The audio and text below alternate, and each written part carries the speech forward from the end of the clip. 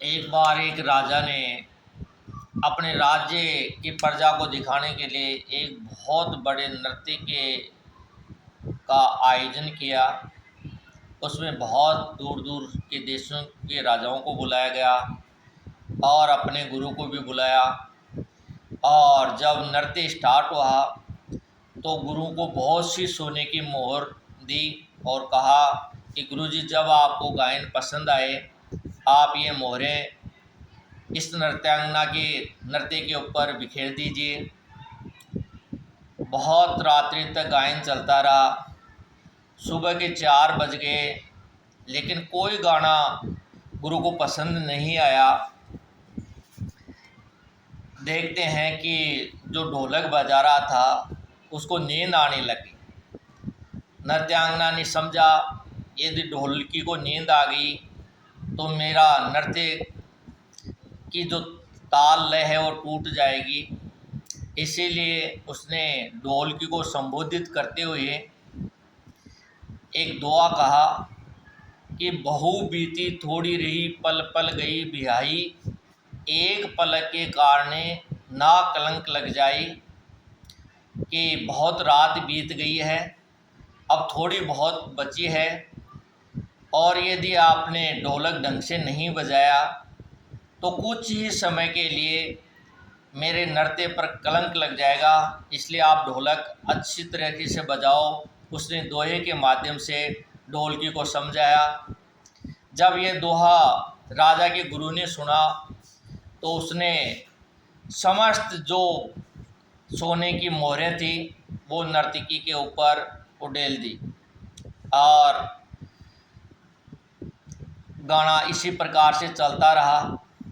फिर नर्तकी ने दोबारा वही दोहा बोला कि यदि इस दोहे से इतना धन मिलता है, गुरु ने इतना धन दे दिया है, तो मुझे दोबारा बोलना चाहिए। और उसने दोबारा वही दोहा बोला कि बहू बीती थोड़ी रही पल पल गई बिहाई, एक पलक के कारणे ना कलंक लग जाई। तो राजा की लड़की ने अपने समस्त आभूषण उतार के उस नृत्यांगना के ऊपर उड़ेल दिए। जब तीसरी बार यही दुआ बोला गया तो राजकुमार ने भी अपने समस्त आभूषण उस नृत्यांगना को भेंट कर दिए। इससे गुस्सा होकर राजा ने कहा कि नर्तकी, बार बार इस दोहे को बोलकर तू क्यों हमें लूट रही है। तब गुरु ने कहा कि राजन, इसको डांटिए मत, मैं इसके चरणों में नतमस्तक होता हूँ, ये मेरी भी गुरु है। राजा को बहुत बड़ा आश्चर्य हुआ कि जो मेरा गुरु इतना महान है, जिसने इतनी तपस्या की है, वो भी इसको गुरु मान रहा है, क्या कारण है। तो उसने अपने गुरु से पूछा कि गुरु जी बताओ, ये है आपकी गुरु कैसे हुई। उसने कहा कि मैंने ज़िंदगी भर तपस्या की और सिद्धियां प्राप्त की और अंत समय में कुछ समय जो मेरे शेष बचा है, मेरी मति मारी गई। मैं यहाँ आया और मैंने ये नृत्य देखकर मेरी जो तपस्या थी उसको भंग किया। इससे मुझे ये प्रेरणा मिली है इसके दोहे से, इसीलिए यह मेरे गुरु है। फिर अपने लड़के से पूछा कि तुमने अपने स्वर्ण आभूषण इसको क्यों दिए।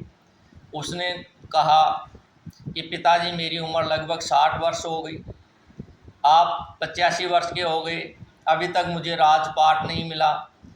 मैंने सोचा था कि आज जब समारोह होगा तो पिताजी की हत्या करके मैं राजा बन जाऊंगा, लेकिन अब मुझे सीख मिली है कि देर सवेर पिताजी कब तक जीवित रहेंगे, रात तो मिलना तेरे को ही है।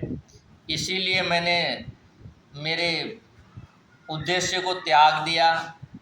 इससे मुझे प्रेरणा मिली और मैंने मेरे समस्त आभूषण इसको दे दी। लड़की से पूछा कि तूने अपने समस्त आभूषण क्यों दिए। उसने कहा कि मैं बहुत बड़ी हो गई, आपने मेरे विवाह के बारे में नहीं सोचा।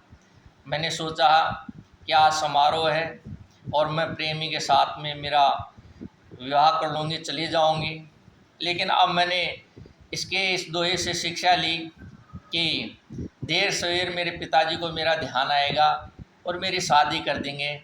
इसीलिए मैंने मेरे समस्त आभूषण इस नर्तकी को दे दिए। अर्थात हमें शिक्षा मिलती है कि जीवन में धैर्य धारण करना चाहिए और अंतिम समय तक भी अपने धैर्य को खोना नहीं चाहिए। इस कहानी से हमें ये शिक्षा मिलती है और कभी हमें अनर्थ की नहीं सोचनी चाहिए और जीवन में जो भी हमें कमाया है, पाया है, उसकी कदर करनी चाहिए। आप लोग वाग मेरे किस्से सुनते हैं, आप लोग वाग मेरा उत्साह बढ़ाते हैं, इसके लिए मैं सब का आभारी हूँ। धन्यवाद। जय भारत, जय हिंद।